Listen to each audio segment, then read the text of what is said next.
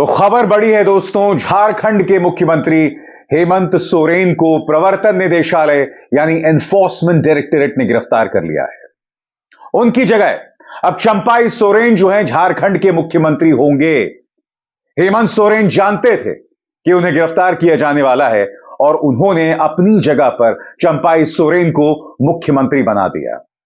मगर आज बड़ा सवाल, हम नहीं भूल सकते हैं कि दिन पहले तेजस्वी यादव से भी प्रवर्तन निदेशालय ने पूछताछ की थी और उससे एक दिन पहले लालू प्रसाद यादव से पूछताछ की गई थी।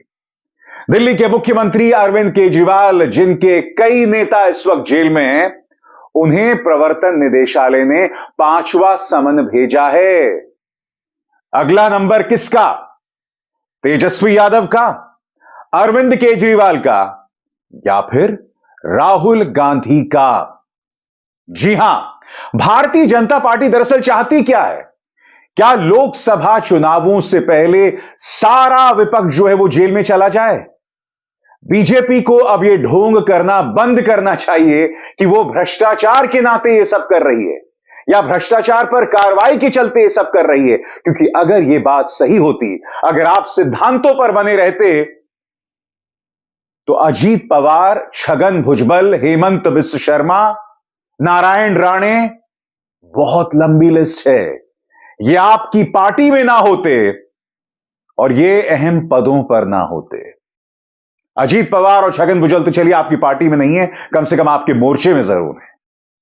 कहने का अर्थ यह है कि भारतीय जनता पार्टी भ्रष्टाचार के मुद्दे पर जो कर रही है वो दुनिया देख रही है, वो देश देख रहा है और यह स्पष्ट हो गया है कि लोकसभा चुनावों से पहले विपक्ष के बड़े नेताओं को जेल में कर दिया जाए ताकि उनकी गैर मौजूदगी में उनकी पॉलिटिकल पार्टीज जो हैं वो नीतियां ना बना सकें, रणनीति ना बना सकें कि लोकसभा चुनावों में भाजपा से कैसे मुकाबला किया जाए। लोकतंत्र का एक तरह से मजाक बनाया जा रहा है। जांच एजेंसीज भाजपा के हाथ का हथियार बन गई हैं और इसी तरह से विपक्ष के नेताओं पर टारगेट साधा जा रहा है। मैं आपको बतलाना चाहूंगा दोस्तों, इस मुद्दे पर तेजस्वी यादव का बयान आ गया है और उनका बयान इसलिए जरूरी हो जाता है क्योंकि हेमंत सोरेन की गिरफ्तारी से एक दिन पहले उनसे प्रवर्तन निदेशालय ने पूछताछ की थी। क्या कह रहे हैं तेजस्वी यादव आपके स्क्रीन पर? बिहार, चंडीगढ़ और अब झारखंड, भाजपा ने एक ही हफ्ते में लोकतंत्र और संघवाद को तार तार कर दिया है। चुनावी हार के डर से जांच एजेंसीज की निष्पक्षता खत्म कर एजेंसियों को बीजेपी का प्रकोष्ठ बनाकर केंद्र सरकार क्या क्या कर रही है, अब यह बात किसी से छिपी नहीं है। अहंकार से चूर भाजपा की हेकड़ी अब जनता तोड़ेगी। राजद हेमंत सोरेन जी के साथ खड़ी है। हेमंत सोरेन, ये वो आखिरी तस्वीर है जो जनता देख रही थी गिरफ्तारी से ठीक पहले, और इसी तस्वीर के साथ हेमंत सोरेन ने एक कविता भी पेश की है जो मैं आपको पढ़ के सुनाना चाहूंगा। ये एक विराम है, जीवन महासंग्राम है। हर पल लड़ा हूं, हर पल लड़ूंगा, मगर समझौते की भीख मैं लूंगा नहीं। क्या हार में, क्या जीवन में किंचित नहीं भयभीत मैं। लघुता ना अब मेरी छुओ, तुम हो महान बने रहो। अपने लोगों के हृदय की वेदना मैं व्यर्थ तागूंगा नहीं, हार मानूंगा नहीं। जय झारखंड। और दोस्तों, यह वो खत है जो हेमंत सोरेन ने अपने तमाम विधायकों को लिखा है, अपने विधायक दल को लिखा है, जिसमें उन्होंने कहा है कि मेरी गैर मौजूदगी में अगर मैं गिरफ्तार हो जाता हूं तो मेरी जगह पर चंपाई सोरेन जो है वो मुख्यमंत्री होंगे। वो क्या लिख रहे हैं मैं आपको पढ़ के सुनाना चाहता हूं।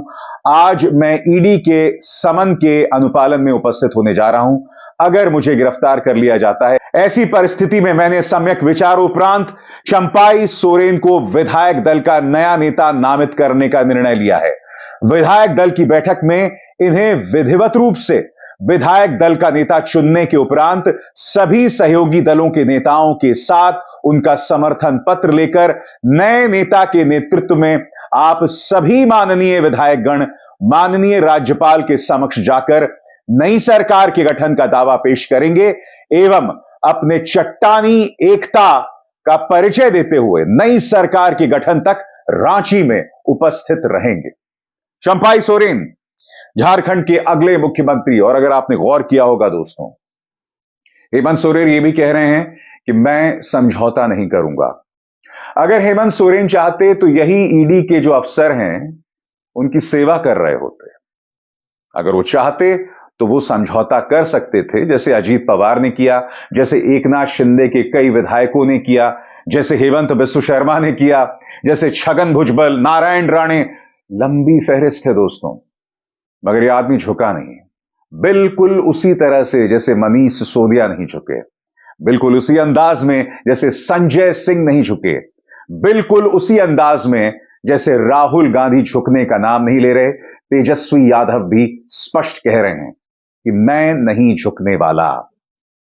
पांचवा समन अरविंद केजरीवाल को कि अगली बारी अरविंद केजरीवाल की है। मुझे लगता है कि अगली गिरफ्तारियां न सिर्फ दिल्ली की पृष्ठभूमि की होने वाली हैं, बल्कि बिहार की पृष्ठभूमि से भी अहम गिरफ्तारी की जा सकती है। भाजपा यह खुला खेल खेल रही है दोस्तों। और आप जानते हैं, सबसे शॉकिंग बात, कहने को भाजपा यह कह रही कि हम भ्रष्टाचार के खिलाफ यह कार्रवाई कर रहे हैं, मगर अंतर्राष्ट्रीय तौर पर देश की बदनामी हो रही है। क्या आप जानते हैं कि भारत के अंदर भ्रष्टाचार लगातार बढ़ रहा है? यह मैं नहीं कह रहा हूं, यह ट्रांसपेरेंसी इंटरनेशनल की नई रिपोर्ट कह रही है। खबर क्या है दोस्तों, मैं आपको बतलाना चाहता हूं। दैनिक भास्कर के मुताबिक भारत में भ्रष्टाचार बढ़ा है। 180 देशों की ट्रांसपेरेंसी रिपोर्ट में 85 से 93वें स्थान पर आया। चीन 76वें नंबर पर, पाकिस्तान 133वें नंबर पर।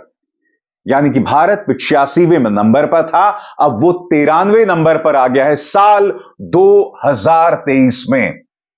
अब आपके जहन में सवाल होगा कि ट्रांसपेरेंसी इंटरनेशनल ये रिपोर्ट कैसे बनाती है। सबसे पहले कुछ तथ्य। ट्रांसपेरेंसी इंटरनेशनल हमारी जो सार्वजनिक उपक्रम की इकाइयां हैं, उनमें जिस तरह से भ्रष्टाचार है या फिर सरकार में जिस तरह का भ्रष्टाचार है, उसके आधार पर यह रिपोर्ट बनाती है। और भारत की हालात बद से बदतर होते जा रहे हैं। इनफैक्ट 2005 से लेकर 2023 अब तक हालात में कोई सुधार नहीं आया है। सिर्फ 2 साल यानी कि 2006 और 2007 में हालात थोड़े बेहतर हुए थे। 2005 से लेकर अब तक 2023 में हालात बद से बदतर हुए हैं।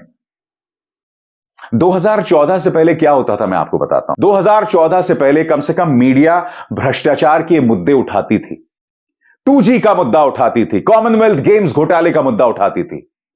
मगर आज इस पर पूरी तरह से खामोशी है। सबसे शॉकिंग बात, जब CAG मोदी सरकार के अंदर भ्रष्टाचार को लेकर रिपोर्ट जारी करती है, तो जो अधिकारी ये रिपोर्ट बनाते हैं उनका ही तबादला कर दिया जाता है। प्रधानमंत्री के करीबी जितने भी उद्योगपति हैं, उनको लेकर लगातार इंटरनेशनल रिपोर्ट्स आ रही हैं भ्रष्टाचार को लेकर, मगर कोई कार्रवाई नहीं की जाती। उल्टा देश का पैसा लेकर कई लोग उड़नछू हो गए हैं, और वो तमाम चेहरे आपके सामने हैं, इनका नाम लेने की भी जरूरत नहीं है। इसीलिए भ्रष्टाचार को लेकर भाजपा का दोहरा मापदंड साफ तौर पर दिखाई देता है। मगर अब चुनौती विपक्ष के सामने है दोस्तों। बड़ा सवाल यह कि जिस तरह से हेमंत सोरेन की गिरफ्तारी हुई और जिस तरह से इससे पहले मनीष सिसोदिया, संजय सिंह, सत्येंद्र जैन की गिरफ्तारी हुई, जिस तरह से गिरफ्तारी की तलवार तेजस्वी यादव, लालू, राहुल गांधी, केजरीवाल पर लटक रही है, अब विपक्ष करेगा क्या? जाहिर सी बात है कि चुनावों से पहले ही भाजपा उन सब का वजूद खत्म कर देना चाहता है। भाजपा एक बहुत ही योजनाबद्ध तरीके से बढ़ रही है। उसके पास प्रचार है। राम मंदिर के बाद उसने जो उन्माद पैदा किया है, उसके जरिए धार्मिक उन्माद पैदा किया जा रहा है। ज्ञान व्यापी प्रकरण पर भी जैसे जैसे अदालत के फैसले आ रहे हैं, भाजपा और उसके सहयोगी संगठनों का तेवर उग्र होता जा रहा है। यानी कि तमाम चीजें मिलाकर विपक्ष पर निशाना साधा जा रहा है, उन्हें बदनाम किया जा रहा है। और यह अपने आप में एक बहुत बड़ी चुनौती है। क्या करेंगे राहुल गांधी, क्या करेंगे तेजस्वी यादव, क्या करेंगे अरविंद केजरीवाल? क्योंकि मुद्दा सिर्फ यह नहीं है कि भ्रष्टाचार के ऊपर कार्रवाई हो रही है या भ्रष्टाचार के नाम पर उन विपक्षी नेताओं पर कार्रवाई हो रही है जो झुकने को तैयार नहीं है। मुद्दा सिर्फ यह नहीं है दोस्तों। आपके सामने चंडीगढ़ मेयर चुनाव थे। जी हां, विवादास्पद तरीके से विपक्ष के 8 वोटों को अवैध करार दे दिया गया। सबसे शॉकिंग बात दोस्तों, भाजपा के जिस नेता अनिल मसीह ने, जो कि प्रिजाइडिंग ऑफिसर थे, उन्होंने वजह भी नहीं बताई दोनों पॉलिटिकल पार्टीज के एजेंट्स को कि हम वोट्स को क्यों अवैध करार दे रहे हैं। कहने का अर्थ यह है कि विपक्ष के सामने ढेरों चुनौतियां हैं और इस हालात में वो मुकाबला कैसे करेगी। राहुल गांधी का बयान आपकी स्क्रीन पर दोस्तों, जो उन्होंने कहा है, ईडी, सीबीआई, इनकम टैक्स आदि अब सरकारी एजेंसियां नहीं रही। अब यह भाजपा की विपक्ष मिटाओ सेल बन चुकी हैं। खुद भ्रष्टाचार में डूबी भाजपा सत्ता की सनक में लोकतंत्र को तबाह करने का अभियान चला रही है। कांग्रेस के अध्यक्ष मल्लिकार्जुन खड़गे ने भी सख्त तेवर अपनाते हुए बयान जारी किया है। आपके स्क्रीन पर वो बयान, जो मोदी जी के साथ नहीं गया वो जेल जाएगा। झारखंड के मुख्यमंत्री श्री हेमंत सोरेन पर ईडी लगातार उनका त्यागपत्र देने को मजबूर करना फेडरलिज्म की धज्जियां उड़ाना है। पीएमएलए के प्रावधानों को ड्रैकोनियन बनाकर विपक्ष के नेताओं को डराना धमकाना भाजपा की टूल किट का हिस्सा है। षड्यंत्र के तहत एक एक करके विपक्ष की सरकारों को अस्थिर करने का भाजपाई काम जारी है। भाजपा की वॉशिंग मशीन में जो चला गया वो सफेदी की चमकार से साफ है, जो नहीं गया वो दागदार है। तानाशाही से लोकतंत्र को अगर बचाना है तो भाजपा को हराना होगा। हम डरेंगे नहीं, संसद से सड़क तक लड़ते रहेंगे। दोस्तों, जिस दोहरे मापदंड की बात मल्लिकार्जुन खड़गे और राहुल गांधी कर रहे हैं, इस पर आपको गौर करने की जरूरत है। याद कीजिए, मोदी सरकार में मंत्री रहे नरेंद्र तोमर के बेटे का वो वीडियो सामने उभर कर आता है। उस वीडियो में करोड़ों की लेन देन की बात हो रही है, भाभी जी की बात हो रही है। उसमें नरेंद्र तोमर का जो निवास स्थान है वो भी सुनाई पड़ता है। वो वीडियो आया था दोस्तों, क्या हुआ उस मुद्दे का बताइए, क्या हुआ उस मुद्दे का? उनके बेटे तो छाती ठोक कर कह रहे थे कि जांच करवाओ। क्या कोई जांच हुई? विपक्ष भी अब उस मुद्दे को नहीं उठा रहा है दोस्तों। सबसे शॉकिंग यह है, यह ना भूलें, कर्नाटक में भी एक भाजपा के नेता के बेटे के घर में करोड़ों रुपए मिले थे। क्या सीबीआई, इनकम टैक्स, ईडी उनके घर में पहुंची? नहीं पहुंची। यही सब हो रहा है लोकतंत्र के नाम पर, यही सब हो रहा है भ्रष्टाचार पर अंकुश लगाने के नाम पर। मगर चुनाव जैसे ही आते हैं, जितने भी बिजनेस हाउसेस विपक्षी नेताओं के करीब हैं, उन पर दबिश डाली जाती है, उन पर कार्रवाई की जाती है और अब यह आम चलन बन गया है। अब सवाल विपक्ष के वजूद का है, जिसे भाजपा हर कीमत पर खत्म कर देना चाहती है। मगर अपनी पॉलिटिकल पार्टी में जो भ्रष्टाचार व्याप्त है, वो अगर गलती से कभी सामने आ जाए तो ना उसकी जांच होती है, और जांच तो बहुत दूर की बात है। सरकारी योजनाओं में जो भ्रष्टाचार सामने उभर कर आता है, सीएजी के अधिकारियों का तबादला ही हो जाता है। यह है नया भारत, यह है न्यू इंडिया, यह है अमृतकाल का संगोल युग। सही कहा ना मित्रों?